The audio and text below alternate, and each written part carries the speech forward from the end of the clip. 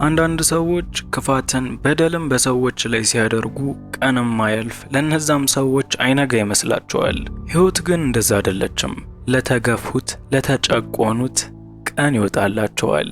የዚህ ድርጅት ባለቤት አሁን ካልኳችሁ ሰዎች መሃል ይመደባል። ቀን ያወጣ መስሎት ሰራተኞቹም በግፍ እያሰራቸው የሚከፍላቸው ግን በጣም ጥቂት ነው።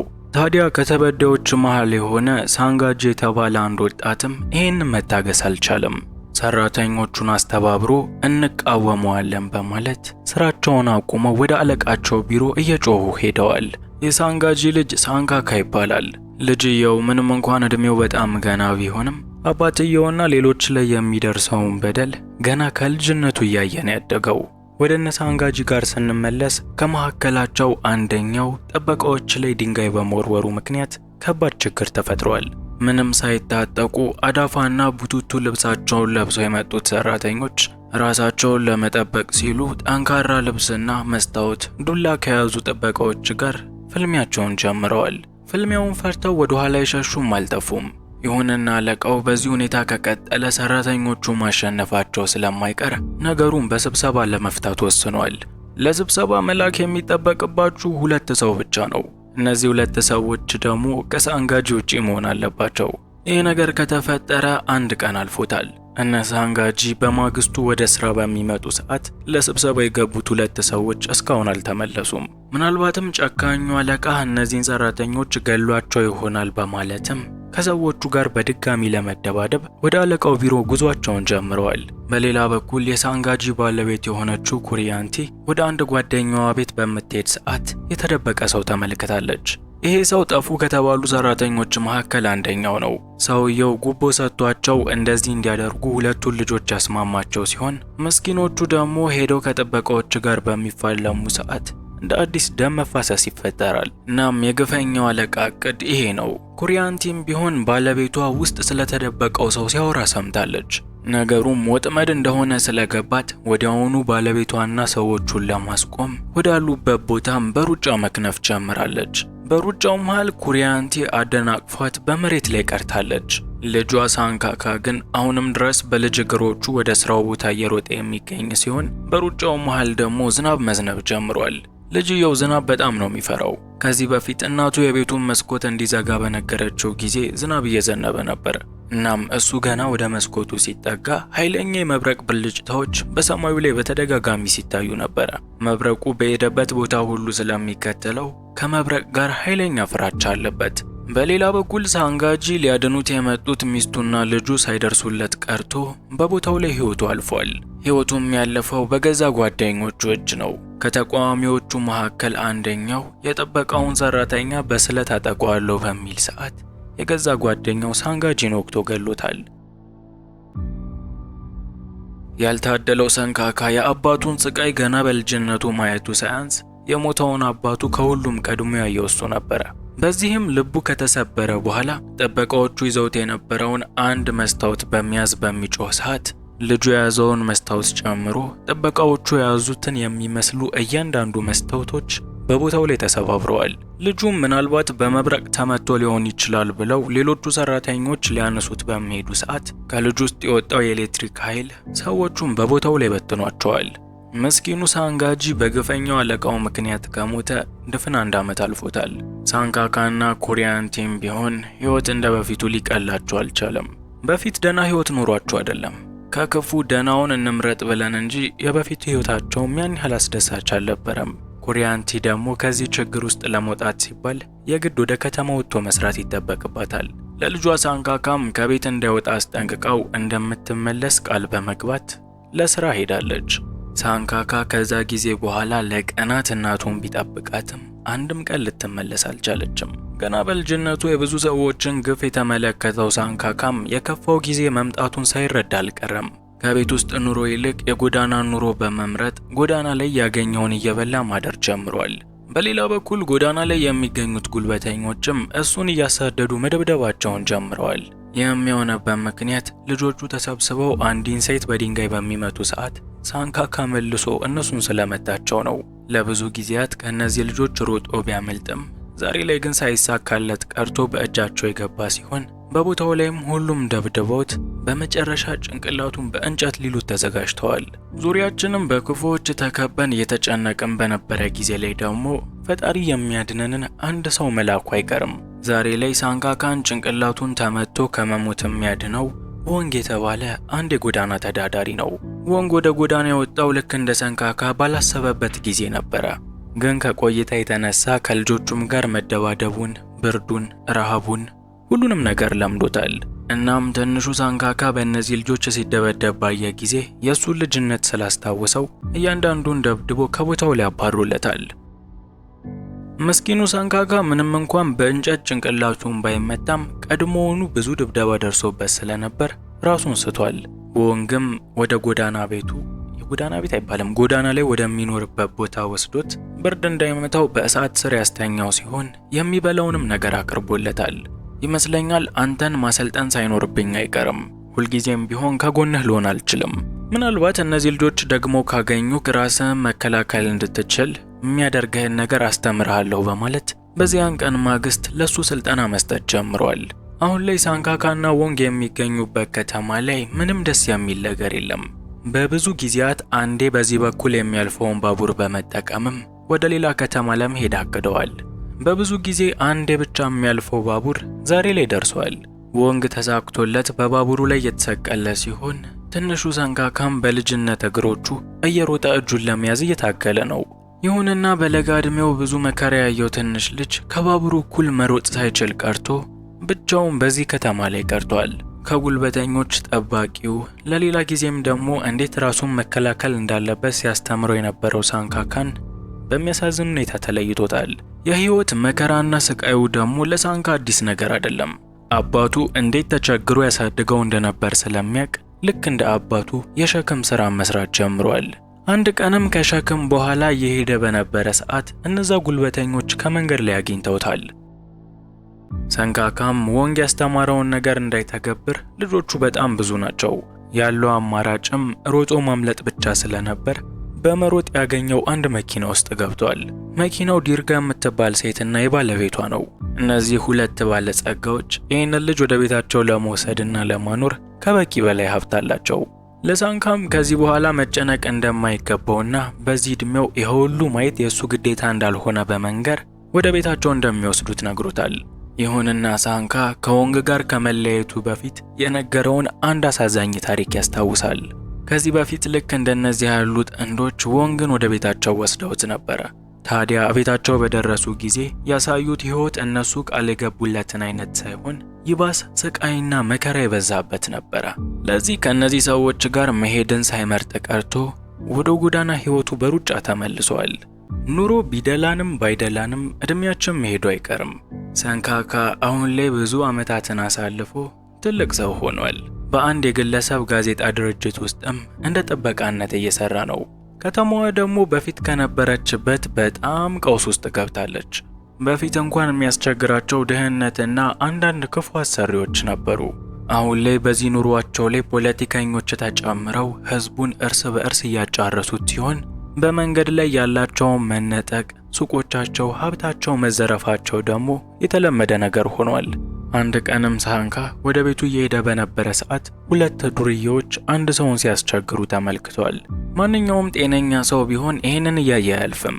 በዚህ ከተማ ውስጥ ግን ህግ የሚባል ነገር ከጠፋ ስለቆየ ሳንካ ምንም ማድረግ አይችልም።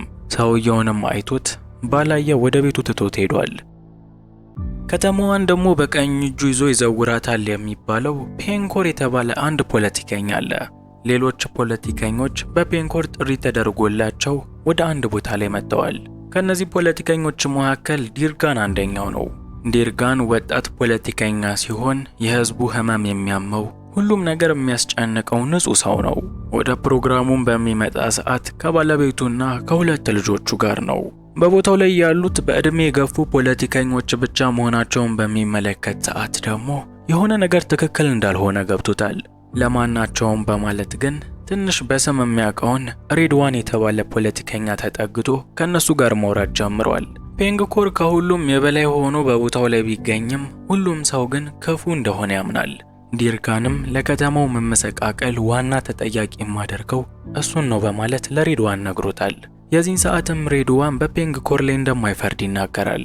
ገና ከልጅነቱ አባትየው ሰራተኞችን ሲጨቁንና ትንሽ ገንዘብ ሲሰጣቸው እያየን ያደገው።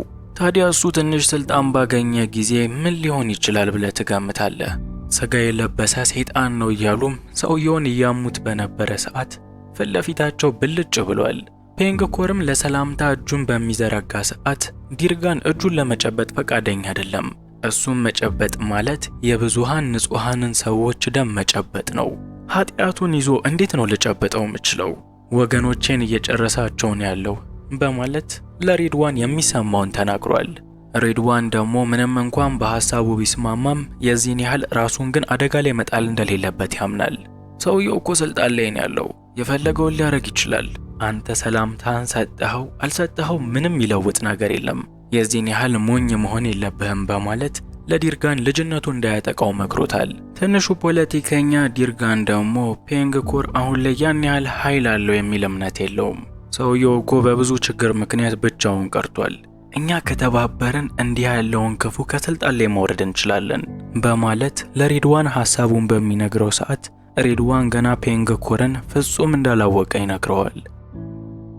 ፔንግኮር ማለት አንተ እንደምታስበው አይነት ሰው አይደለም። ገና በልጅነቱ ወደ ማደጎ ተልኮ ነበረ።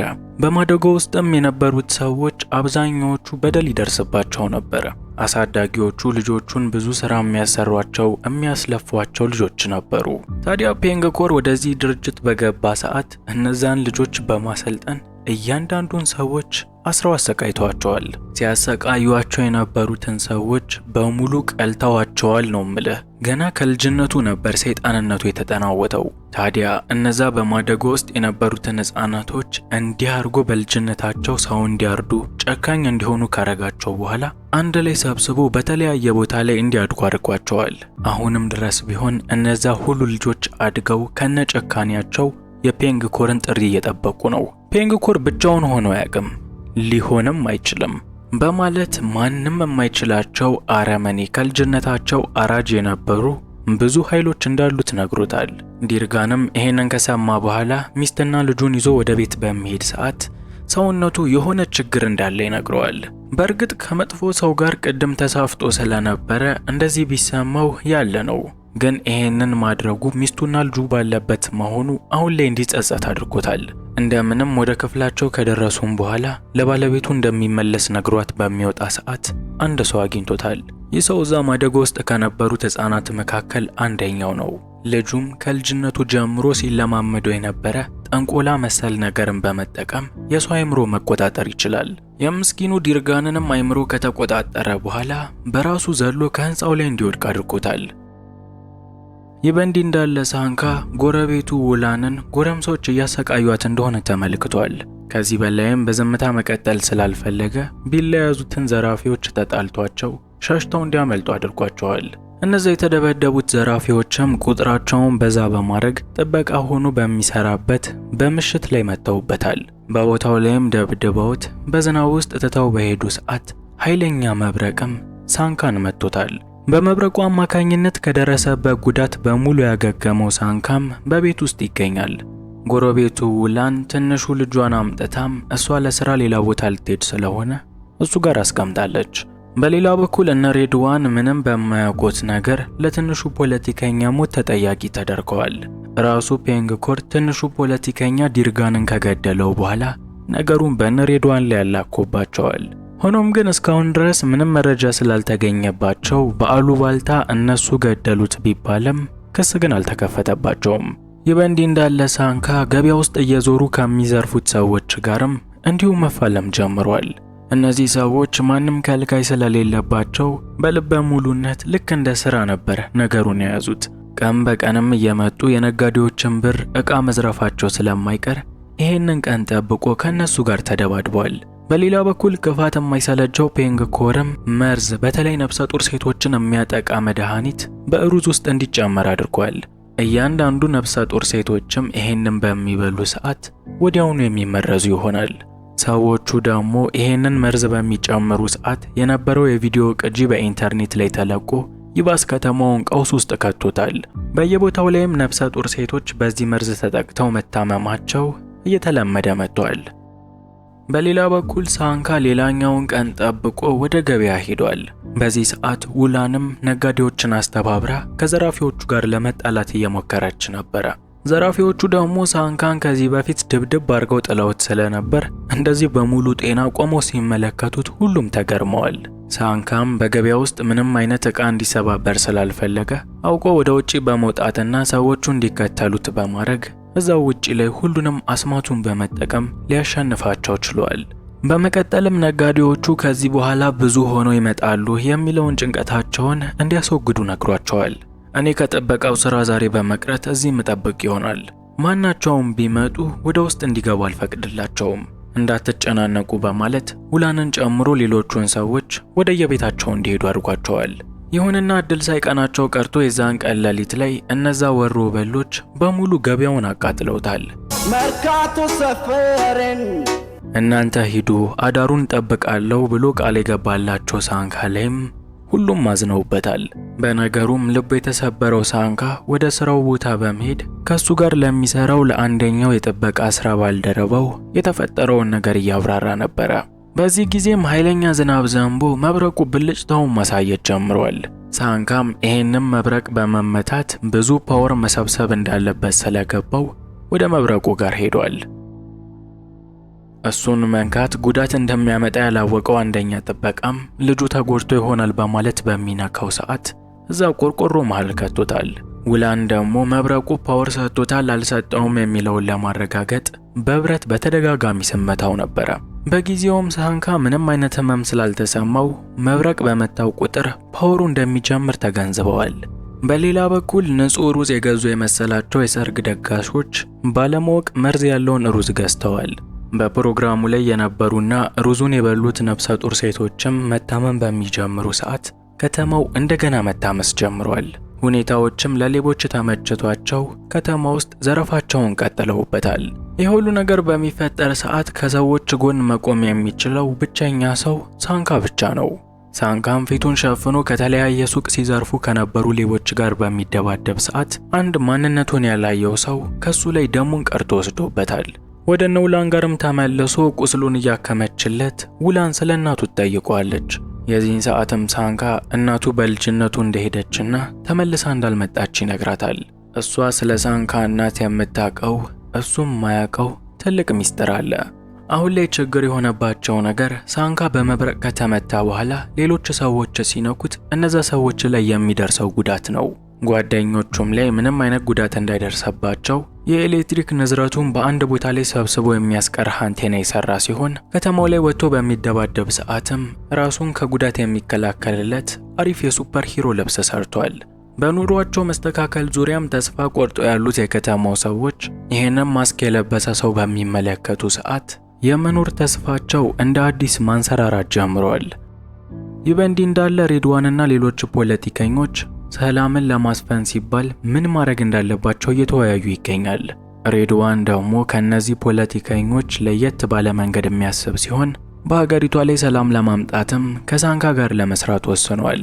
ለሳንካም በሴቶቹ ላይ መርዙ እንዲጨመር ያደረገው ከህፃናት ማደጎ ውስጥ ከወጡት ሰዎች መካከል አንዱ የሆነው ሱሌማን የተባለ ሰው እንደሆነ ነግሮታል። ሬድዋን የላካቸው ሰዎችም ሱሌማን የሚሰራበትን ቦታ፣ የሚሰራውን ስራ፣ የሚወጣበትን ሰዓት በሙሉ ለሳንካ ነግረውታል። ሳንካም በሞጫ ሰዓቱ ጠብቆ ጨካኙን ሱሌማንን ነገሩን ለማወጣታት በሚሞክር ሰዓት ሱሌማን ለመናገር ፈቃደኛ አይደለም። እንዲያውም ከሳንካ ለማምለጥ እየሮጠ በነበረ ሰዓት በራሪ መኪና ገጭቶት ህይወቱ አልፏል። በሌላ በኩል ፔንግኩር ከማደጎ ያወጣቸው እነዛ ጨካኝ ልጆች ወደ ከተማ የሚለቀቁበት ጊዜ እንደሆነ ያምናል። እስቲ ምንም ሳትዋሹ ፔንግኩር ስታዩት ማንን ነው የሚመስላችሁ? እኔ ብቻ ነኝ ይሄ ማቆ ታሪክ እየመሰለኝ ያለው? ይሄ ታሪክ የማንን ታሪክ ይመስላል? ሐሳባችሁን ኮሜንት ላይ አድርጉልኝ። እኔ የእናንተን ሐሳብ ጠየቅኩ እንጂ ምንም አላልኩም። ፔንግኩር ካላለ ነው እነዛ ልጆች በከተማ ውስጥ የለቀቃቸው ሲሆን ከሱ ጎን ለመቆም ፈቃደኛ ያልሆኑትን እያንዳንዱን ፖለቲከኞችን ማስገደል ጀምሯል። እሱን ከተቃወሙት ፖለቲከኞች መካከል ሬድዋንም አንደኛው ስለሆነ እሱን እንዲገለው ሰው ተልኳል። ይሁንና ሬድዋንን የመኪናውን መስታወት ሰብሮ ሰውየው ከመግደሉ በፊት ሳንካ ወደ ቦታው ላይ የደረሰ ሲሆን ሰውየውንም ማስቆም ችሏል። በሌላ በኩል የከተማው ሰዎች ደግሞ እየተዟዟሩ የሚዘርፉት ሰዎች ላይ አንድ ላይ በመሆን ተነስተውባቸዋል።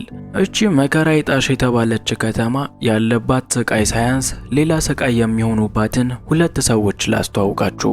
ጋዙልና ጋንዲ ይባላሉ። መላጣው ጋዙል የሚባል ሲሆን ለጋንዲ ከስሩ እየሰራለት ይገኛል። እነዚህ ደግሞ ትናንሽ ሌቦች ሳይሆን ሙሉ አገዛዙን ለመገልበጥ የሚፈልጉ ሰዎች ናቸው። በሌላ በኩል የከተማው ሰዎች ጉዳት ለደረሰባቸው ነፍሰ ጡሮች መድኃኒት እንዲሰራ ሰላማዊ ሰልፍ ወጥተዋል። የፓርላማ አባላትም ቢሆን ይሄንን መርዝ የሚያከሽፍ መድኃኒት ያስፈልጋል በማለት በአስቸኳይ መድኃኒት እንዲሰጣቸው በመንግስት ፊት ጠይቀዋል። በሌላ በኩል ውላንም ስለ ሳንካ እናት የምታውቀውን ለመናገር ወስናለች። እሷ በአንድ ሆስፒታል ውስጥ በምትሰራ ሰዓት የሳንካን እናት አግኝታት ነበረ። እናትየው በጊዜው እሷ ለስራ ወጥታ በምትመለስ ሰዓት ልጇን አለማግኘቷን ተናግራ ነበረ። የህፃናት ማሳደጊያዎች ያልሄደችበት ቦታ የለም፣ ግን ልጇን ልታገኘው አልቻለችም። በጣም ህይወቷ አደጋ ላይ ሆኖ ልትሞት ብዙም ጊዜ እንዳልቀራት ተነግሯት እንኳን በሆስፒታል ውስጥ አልተኛችም። የእናት ነገር ልጄን ካገኘሁት በማለት ለሞት ጥቂት ቀናት ቀርቷት እንኳን እየዞረች ስትፈልገው ነበረ። አሁን ላይ በእርግጥ መሞቷን ማረጋገጥ ባይቻልም ከዛን ጊዜ በነበረው ሁኔታዋ ግን ምናልባት አልፋ ሊሆን ይችላል። በሌላ በኩል የፔንግኮር አረመኔዎች ሄዱና አጥቆ የተባሉበት ቦታ ላይ እየሄዱ ሰዎችን ማጥቃታቸውን ቀጥለዋል። ይህ በእንዲህ እንዳለ ሬድዋን ለአንድ የላቦራቶሪ ሰራተኛ ደውሏል።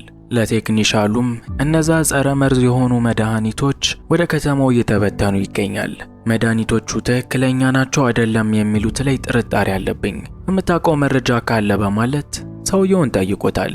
ቴክኒሻሉም የሚያውቀውን ነገር በሚነግረው ሰዓት ሬድዋን እየተበተኑ ያሉት መድኃኒቶች ሌላ መርዝ መሆናቸውን አውቋል።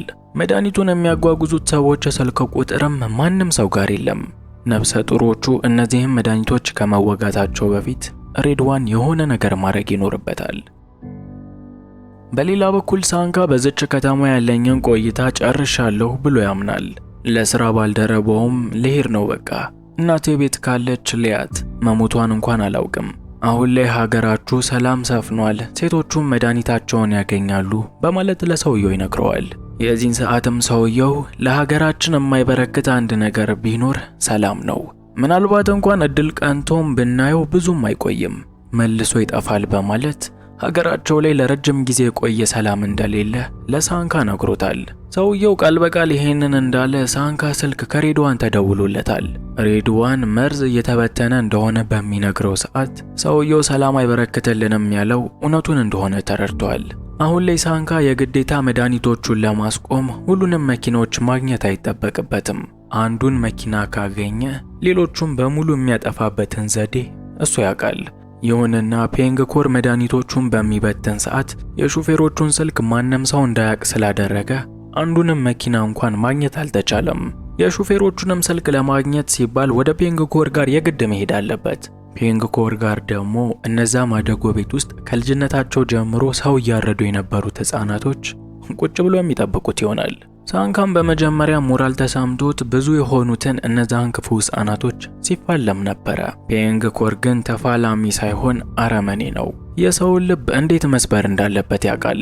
ከሳንካ ጋር በጥበቃነት የሚሰራው ባልደረባውን ውላንን እና አንድ ልጇን አግቶ ይዟቸዋል። ሽማግሌውም ከጀርባው በሳንካ ፊት እንዲወጋ ያስደረገው ሲሆን ቀጣዮቹም ውላንና ልጅየው እንደሆኑ ተናግረዋል። በነገሩም ሳንካ ተጨንቆ በጣም በሚጮህ ሰዓት ኃይለኛ መብረቅ ከላይ አግኝቶታል። ይህም ባለው ፓወር ላይ ፓወር ጨምሮለት ከሰዎቹ ጋር እንዲደባደብ አስችሎታል። በሌላ በኩል ፔንግኮር የሚተማመንበት ጠንቋይ የሳንካን አይምሮ ተቆጣጥሮታል።